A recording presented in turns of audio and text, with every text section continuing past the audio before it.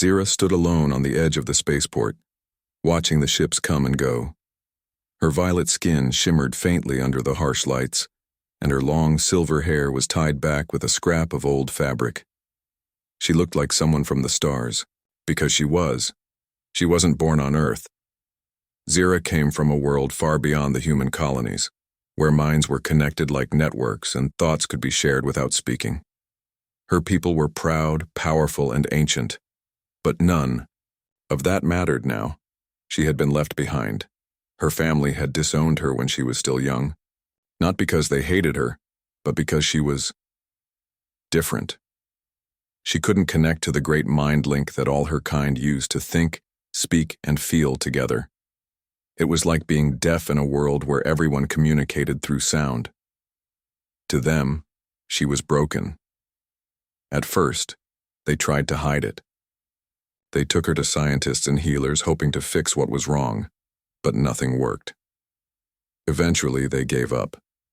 They said she would never be one of them, so they sent her away. Even among her so-called friends, she was an outsider. Some laughed at her. Others ignored her. A few were kind, but only when no one else was watching. So when the chance came to leave for a distant mission, Zira thought maybe things would change. Maybe she could prove herself somewhere new. She joined a small, diplomatic team sent to a border world, but halfway through the journey they made an excuse. She slows us down, they said. They dropped her off at a remote spaceport with no money, no food, and no way home. That was months ago. Now Zira lived like a ghost. She slept in corners, between cargo crates, wore clothes others threw away, and ate whatever she could find. She didn't beg. She refused to lower herself like that. Instead, she found little jobs here and there, cleaning ships, sorting supplies, fixing broken tools if she could. The other travelers barely noticed her. If they did, they either avoided her or stared like she was something strange. And maybe she was. She wasn't like the humans who ran most of the port. She wasn't like the reptilian traders or the floating jellyfish diplomats either. She was alone. But she was smart.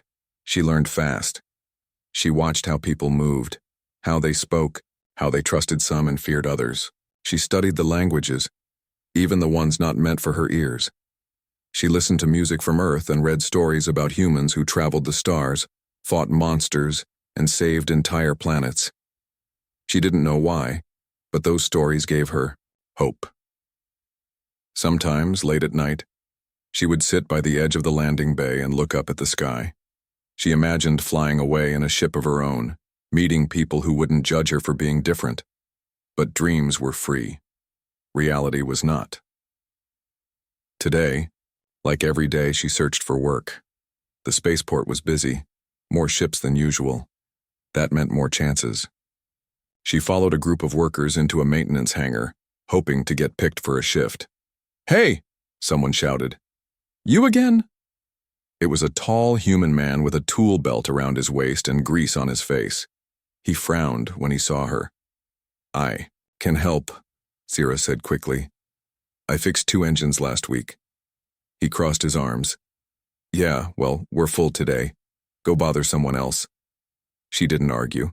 She just nodded and walked away. Her stomach growled. She hadn't eaten since yesterday. She went back outside and sat near a food stand, hoping someone might drop a wrapper with a bite left inside. No luck. She leaned her head against the wall, eyes closing. Maybe she'd just rest for a moment. Just a moment. Then everything went black. When she opened her eyes again, she was lying on a soft surface. Not the cold floor of the spaceport. This felt like a bed. She blinked, trying to focus. A man stood nearby. He was older, with short gray hair and tired eyes. He wore a pilot's jacket covered in patches and badges from places she didn't recognize. "You okay?" he asked. Zira tried to sit up. Her body felt weak. "Where am I?" "My ship," the man said. "You passed out back at the port. Didn't look like anyone was going to help you." Zira froze. No one ever helped her. She looked at him carefully. He didn't seem angry, just concerned. "Why did you help me?" she asked quietly. The man shrugged. Because you needed it. She didn't know what to say. He handed her a wrapped bar of protein. Eat this, then we'll talk. She took it slowly. It smelled strange, but she didn't care. She was too hungry to be picky. As she ate, the man introduced himself. Name's Elias Vance, captain of the Kestrel, independent trader, ex-military. Zira looked at him. You're human. Elias grinned. Last time I checked. She smiled a little. It was the first real smile she'd had in a long time. For the first time in her life, Zira felt something she had almost forgotten. Hope. Zira ate slowly, savoring every bite. It wasn't much, just a protein bar. But to her it tasted like a feast. She hadn't eaten this well in weeks. Captain Elias Vance watched her from across the small cabin. He didn't ask questions. He just sat back in his chair, arms behind his head, eyes closed like he was taking a nap. The ship hummed softly around them. It wasn't fancy. The walls were metal with wires peeking out in places. There were tools scattered everywhere, and the smell of oil and old coffee lingered in the air. It felt real. Eventually, Zira finished eating. Her strength was slowly returning. She looked at Elias again. Why did you bring me here? She asked. Elias opened one eye. You were passed, out on the floor. I figured if I left you there, someone would probably step on you. She frowned. That's not what I mean. You could have just given me food and walked away. He sat up straighter, looking at her for the first time without his usual half-smile. I've seen a lot of people get left behind, he said. Most of them never get a second chance. I figured you deserved one. Zira looked down at her hands. No one had ever said something like that to her before. Thank you, she whispered. Elias shrugged. Don't thank me yet. You might. Not like my rules. She tilted her head. Rules? Yeah. Rule number 1. Don't break anything unless it's already broken. She blinked. That doesn't make sense. It will, he said with a grin. Then he stood up and stretched. All right. If you're feeling better, let's get you cleaned up. You look like a space rat who got caught in a storm. Zira gave him a confused look, but followed him through the narrow halls of the ship. He led her to a small room with a shower and a sink. There's clean clothes in that locker, he said, pointing. Take your time. She stepped inside, still unsure. But as she turned on the water and warm steam filled the room, she couldn't help but smile. For the first time in a long time, she felt safe. Later, dressed in oversized human clothes that smelled like soap and engine grease, Zira sat at the table in the main cabin. Elias was fixing something under the control panel, muttering to himself. She watched him work. His hands moved. Quickly. Pulling wires, checking connections, tightening bolts. He looked like he'd done this 1,000 times. You fix things a lot? She asked. Elias chuckled. Only when they break, which is always. She hesitated. What do you do, exactly? I run supplies, he said. Fuel, medicine, spare parts. Mostly to fringe colonies that bigger ships won't go near. Zira thought about that. So you're a traitor? Guilty as charged. She looked around the ship again. Your ship isn't very big. Nope. Small crew, small jobs. Keeps things simple. Zira fell silent. Then she asked, Do you take passing heirs? Elias raised an eyebrow. You asking for a job? She nodded. I can work. I'm good with machines. I understand alien tech better than most humans. He studied her for a moment. You sure? Life on a ship like this isn't easy. We jump from world to world. Sometimes we get stuck waiting for cargo. Sometimes we get chased by pirates. Zira met his gaze without flinching. I've lived worse. Elias smiled slightly. Okay then. He stood up and held out his hand. Welcome, aboard, kid. Zira took it. His grip was firm, solid. And for the first time in her life, she wasn't alone anymore. Over the next few days, Zira learned fast. Elias showed her how to read star charts, how to maintain the ship's systems, and how to handle basic repairs. She picked things up quicker than he expected. Within a week, she was helping him fix the navigation array and recalibrating the fuel injectors. "You really are good at this," Elias admitted one evening. Zira smiled. "My people value knowledge. Even if I was different, I always wanted to learn." Elias leaned against the wall. "What happened back home?" Zira's smile faded. She looked away. "They said I was broken," she said quietly, "because I couldn't connect to their minds." Elias frowned. "Sounds like they missed out." She looked surprised. "Why do you say that?" "Because you're smart, you're tough, and you don't give up. That's more than I can say for most people I meet." Zira stared at him for a moment. Then softly she said, "No one ever said anything like that to me before." Elias shrugged. "Well, now someone has." From that day on, something changed between them. Not just captain and crew. Something deeper. Something like family. Life aboard the Kestrel was not what Zira had imagined. It wasn't luxurious or peaceful. The ship rattled when it jumped into space. The food was bland, mostly packaged meals that Elias called space rations. And sometimes they went days without a job, just floating near some forgotten moon or waiting for a contact to call back. But for the first time in her life, she felt like she belonged. Elias gave her tasks every day, small jobs at first, like checking fuel levels and cleaning the engine vents. Then bigger ones followed, fixing broken circuits, helping with navigation, even learning how to talk to other ships over the comms. She learned fast. She asked questions constantly. Elias didn't mind. He liked that she was curious. "You ever think about going to school?" he asked one day while they worked on the ship's old radio system. Zira looked confused. "School? Yeah, like learning stuff, but on purpose." She shook her head. "On my world, knowledge is shared through the network. We don't need books or teachers." Elias raised an eyebrow. "So you just download brains?" "In a way," she said with a small smile. He chuckled. "Well, humans can't do that. So if you want to understand us, you're gonna have to learn the hard way." And so he started teaching her. Every evening after work was done, Elias would sit down with Zira and teach her something new.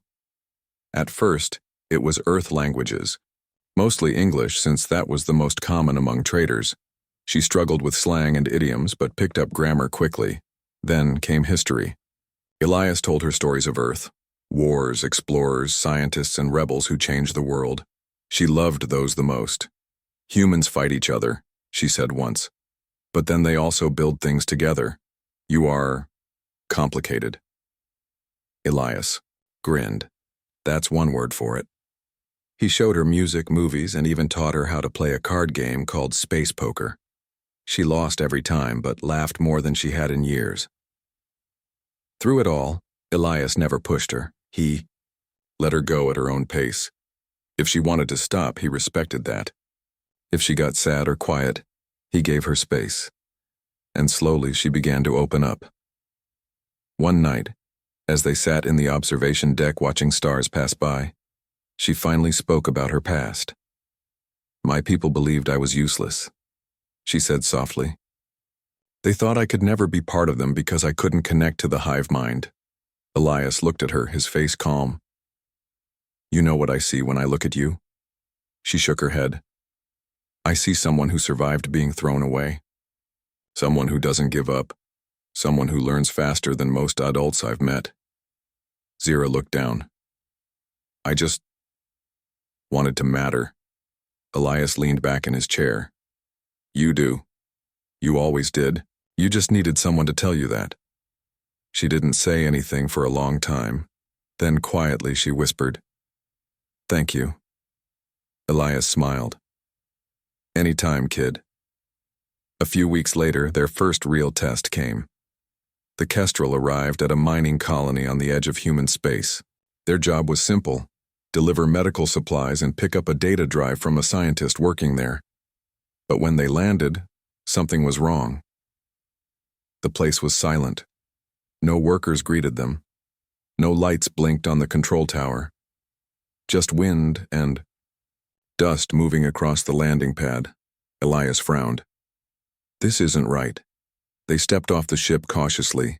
Inside the colony, everything was abandoned. Tools left mid-job. Food still warm in the mess hall. But no sign of anyone. Zira looked around nervously. Where is everyone? Elias checked his scanner. No life signs, not even animals. They found the scientist hiding in a storage room behind the lab. He was shaking, eyes wide with fear.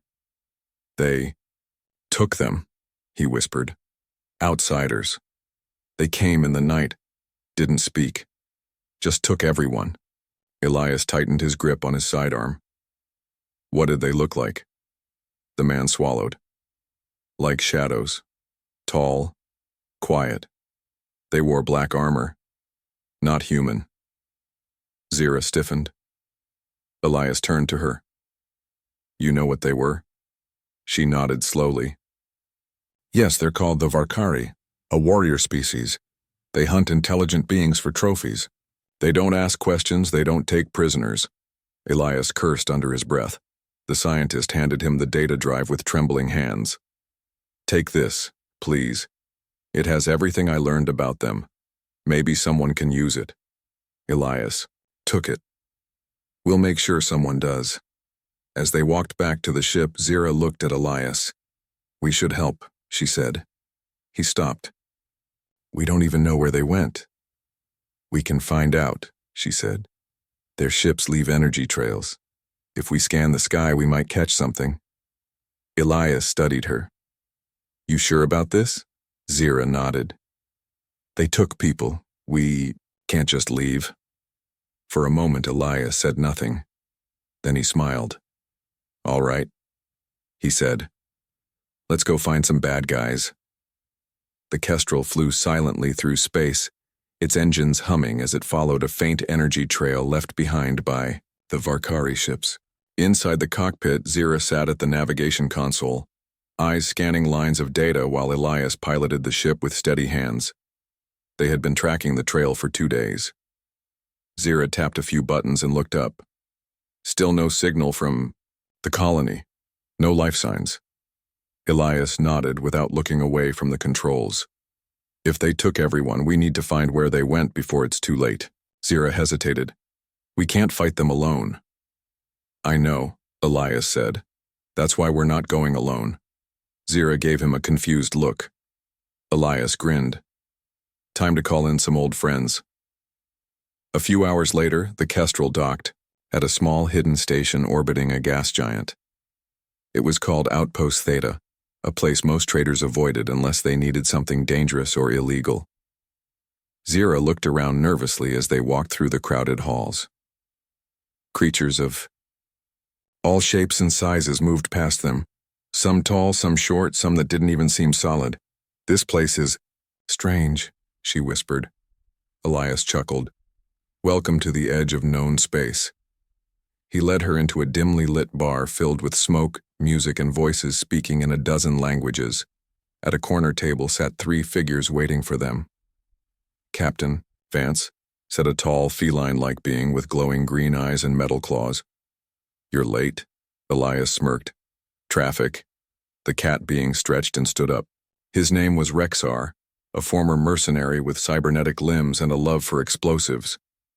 Beside him sat a large plant-like creature named Tolok, who spoke through vibrations in the air.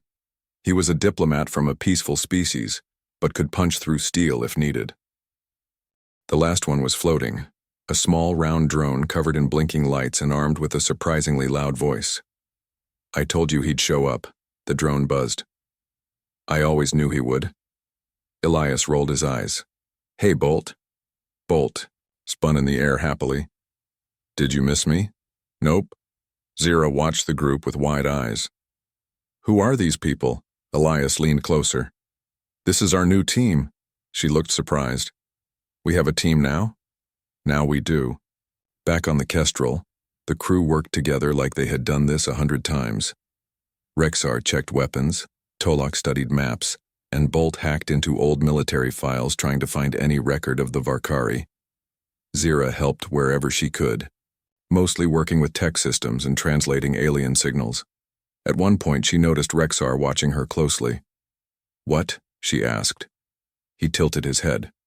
"You're not like other aliens I've met." Zira frowned. "What do you mean?" "You don't act like you're better than anyone. You work hard. You listen." She shrugged. "I was taught knowledge means nothing if you don't use it to help others." Rexar gave a low growl that sounded like a laugh. "Well, kid, you might just fit in here after all." Later that night, Tolok approached her and gently placed a large leaf-covered hand on her shoulder. "We are not your kind," he said in deep, vibrating tones, "but we are your family now." Zira felt a lump in her throat. She hadn't heard those words since she was a child. She nodded. "Thank you." 2 days later, they found what they were looking for. Bolt picked up a weak distress signal coming from a barren moon near a dead star. The Varkari had taken the colonists there. Elias gathered the crew in the main cabin. "This won't be easy," he said. "Varkari are fast, strong, and they hunt in packs. We go in quiet, get the hostages, and get out." Rexar sharpened his claws. "Sounds fun." Tolok nodded solemnly. "I will protect the weak." Bolt buzzed with excitement. "I'll hack their systems and make them say nice job when they explode." Zira looked at Elias. "And me?" He smiled. "You lead us inside." Her eyes widened. "Me? You know how they think. You know how they move. You're the only one who can predict them." Zira swallowed hard. She had never led anyone before. But then she thought of the colonists, people who had been taken just like she had once been left behind. She straightened her back. "I'll do it," she said firmly. Elias clapped her on the shoulder. "Good, let's save some lives." As the Kestrel dove toward the dark moon below, Zira looked out the window. For the first time in her life, she wasn't running from her past. She was fighting for someone else's future. The Kestrel flew silently through deep space. The rescue mission had been a success. All the colonists were safe and the Varkari had been driven off with more than a few broken systems thanks to Bolt's hacking skills. Rexar even got to blow something up, which made him happy. But as they returned to normal space lanes, a new message blinked onto the comm screen. It was unexpected. Zira sat at the navigation console when she first saw the signal. She froze. The symbol on the screen was unmistakable. It was the emblem of her homeworld. Elias noticed her sudden silence. "What is it?" She swallowed hard. "A message. From my people." Elias raised an eyebrow. "Thought you said they didn't care about you." "They didn't," she whispered. "Until now." He walked over and looked at the screen. The message was short, but urgent. "All ships respond. Our world is in danger. A system-wide failure has left us blind. We need help. Any who can assist, please come." Zira read it again, her heart pounding. Her people, the ones who had cast her out, were asking for help. Elias leaned back. "So what do you think?" Zira didn't answer right away. Her mind raced with memories, the cold looks, the whispers, the way her own family had turned their backs on her. And yet, "They're suffering," she said softly. Elias studied her. "That doesn't mean you owe them anything." "I know," she said. "But I understand their network better than anyone else. If I can fix it, maybe I can stop this before it gets worse." Elias crossed his arms. "You sure you want to go back? That place hurt you." Zira looked at him. "Maybe. But I'm not the same girl who ran away. I have you. I have our crew. And I have something they don't." "What's that?" Elias asked. "A different way of thinking." Elias smiled slightly. "Yeah, you've got that." He tapped the controls and set a new course. "Then let's see what your old home needs." 2 weeks later, the Kestrel arrived at Zira's homeworld. From orbit, it looked beautiful. Silver towers rising into the sky, glowing bridges connecting floating cities, and vast networks of light pulsing across the land like veins of energy. But, as they descended, the truth became clear. The lights were flickering. The great minds of the planet, once connected in perfect harmony, were now silent. Zira stood by the window, watching the city below. It was chaos. People wandered aimlessly. Some screamed. Others just stared blankly into the sky. Without their hive mind, they didn't know how to function. Elias landed the ship near the central data tower. As soon as they stepped out, they were surrounded. Armed guards in sleek armor blocked their path. One stepped forward and spoke in Zira's native language. She answered without hesitation. The guard's eyes widened. "You are one of ours?" Zira nodded. "Yes, and I'm here to help." There was silence. Then another voice came from behind. "No." A tall figure stepped forward. His skin shimmered like liquid metal, and his eyes glowed with ancient knowledge. "This is not your place," he said coldly. "You were cast out. You are not one of us." Zira held her ground. "I may not be part of your network, but I am still one of you, and I might be the only one who can fix this." The leader scoffed. "You were broken, useless." Zira took a step closer. "No, I was free." The leader frowned. "Explain." Zira pointed to the city around them. "Your entire civilization depends on a single shared mind. When it failed, you all collapsed, but I survived without it. I learned how to think alone, how to solve problems without waiting for someone else's thoughts." She looked at Elias. "Humans taught me that." The leader hesitated. Zira continued. "Let me try. If I fail, I'll leave and never return. But if I succeed, I want you to remember this moment and rethink what it means to be whole." There was a long pause. Finally, the leader nodded. "Very well." Inside the data tower, the damage was worse than Zira expected. The core system was failing. The neural links between billions of minds had collapsed into static. Without a functioning network, her people were lost. Zira examined the control panels while Elias watched nearby. "How bad is it?" he asked. She bit her lip. "Bad. They built everything around this system. No backup, no manual controls." Elias smirked. "Sounds like they forgot the most important rule." "What's that?" "Always keep a wrench nearby." Zira gave a small smile. Then she got to work. She rewired circuits. She bypassed dead zones. She used human tools, alien tech, and even some parts from the Kestrel to create a bridge between the broken systems.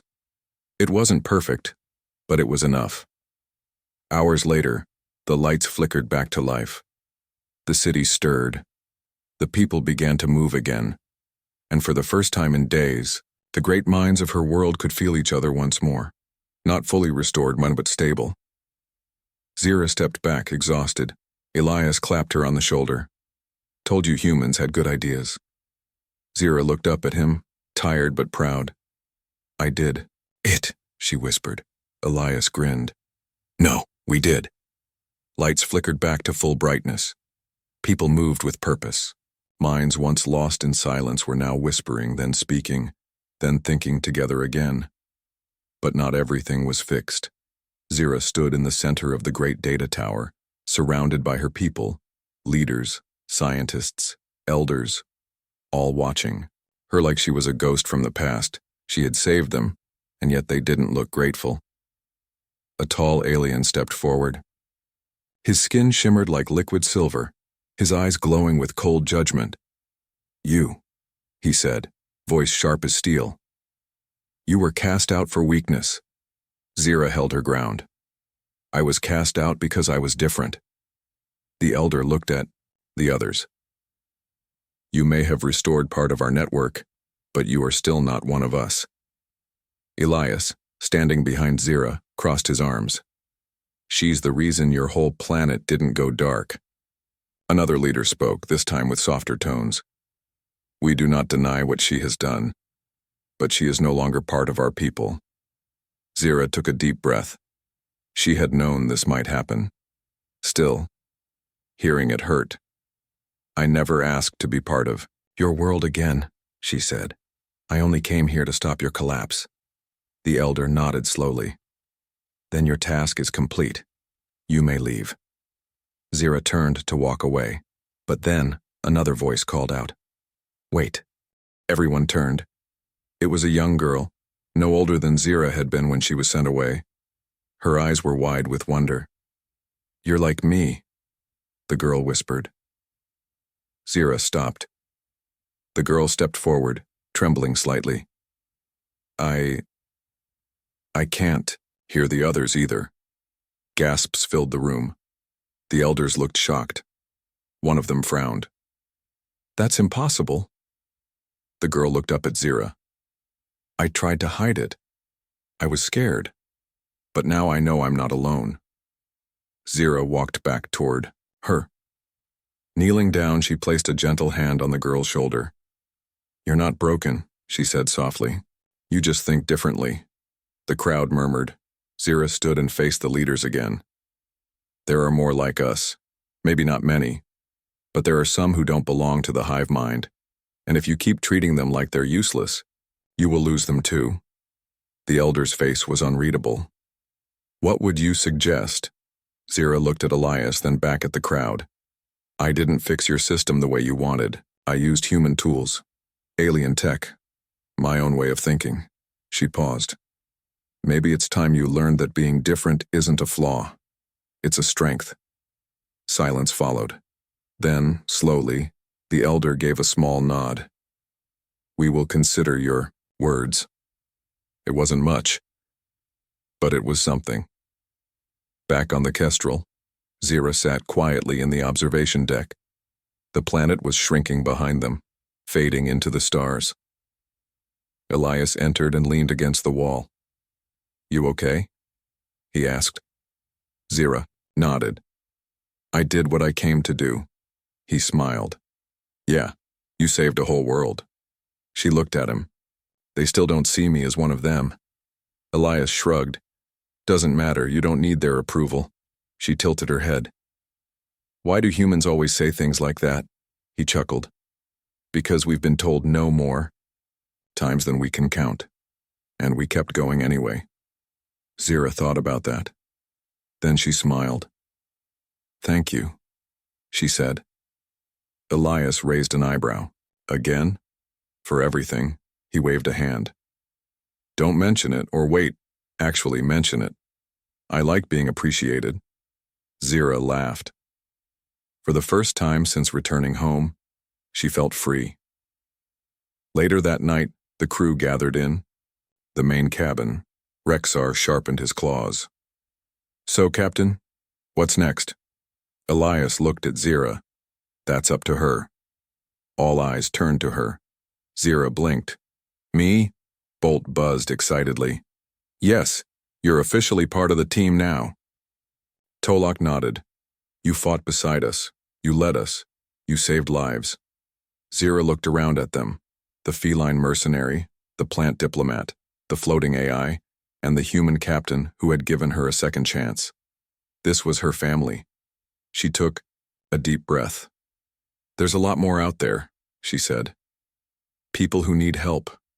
Problems that need solving. And maybe, just maybe, I can help. Elias grinned. Now that's what I like to hear. He stood up and clapped his hands. All right, team, let's find the next mission. As the crew scattered to prepare, Zira stayed behind for a moment, looking out the window. Stars stretched endlessly before her. She wasn't just an outcast anymore. She was a hero, not because she had saved a planet, but because she had chosen her own path, and she was just getting started. The Kestrel flew through deep space, its engines humming softly as it drifted between stars. The crew was quiet tonight, not because they were tired, but because they knew something had changed. Zira stood alone on the observation deck, watching the stars pass by like distant memories. She thought about her homeworld, her people, and the girl who had looked at her with hope in her eyes. She wasn't going back, not ever. But for the first time, that didn't feel like a loss. It felt like freedom. Elias walked in quietly, holding 2 mugs of warm drink. He handed one to Zira without a word. She took it and smiled. "Thank you."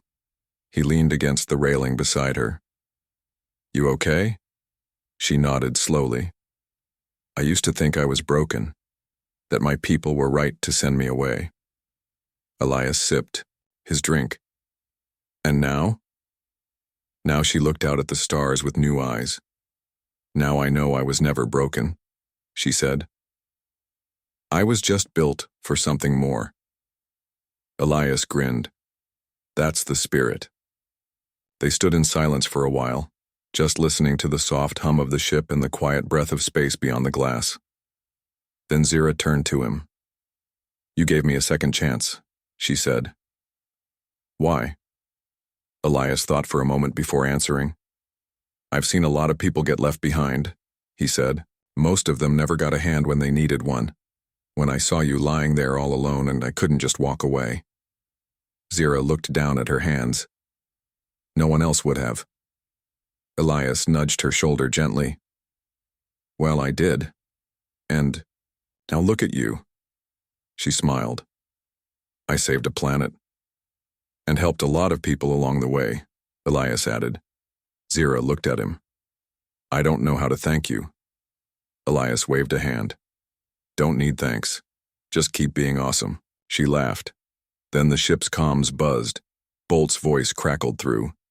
"Captain, we've got a distress call from a border colony.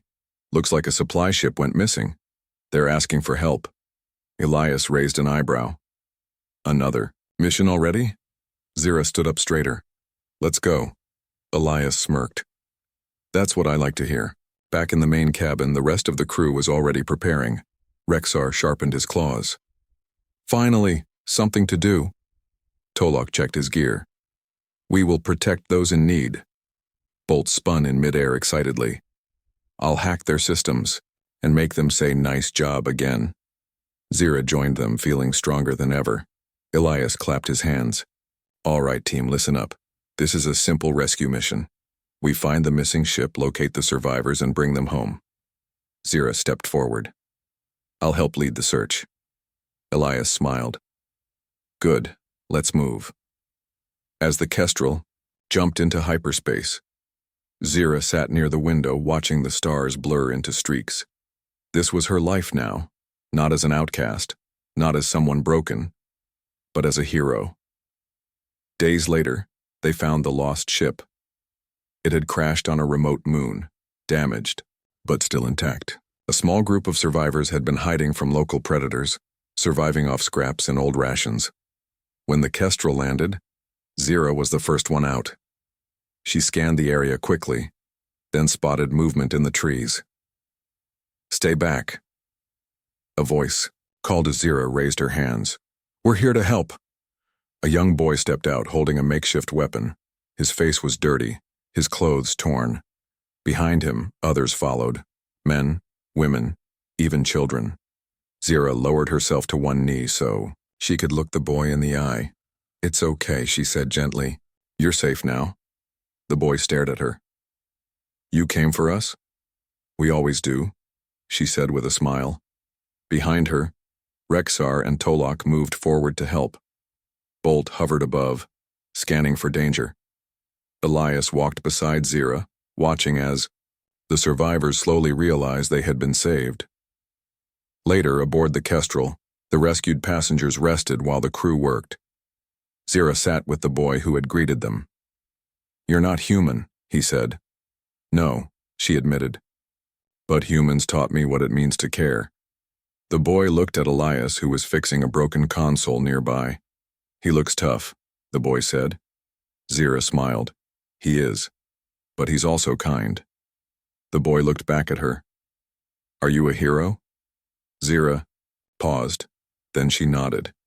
"Yes," she said. "I am." Back on the observation deck, Elias joined her once more. "You handled that well," he said. Zira looked at him. "I used to think heroes were only the strongest or the smartest." Elias leaned on the rail. "What changed your mind?" She smiled. Meeting you, he chuckled. Flatterer. I mean it, she said. You showed me that heroes aren't born. They're made, by choosing to help, by refusing to give up, by giving others a second chance. Elias looked at her for a long time. Then he nodded. You're right. They watched the stars together, side by side. Zira wasn't from Earth. She wasn't fully like her people anymore either. But she didn't need to be. She was something new, something better. And wherever the Kestrel flew next, she would be there, standing tall, helping those in need, proving that no one was truly broken, only waiting for a chance.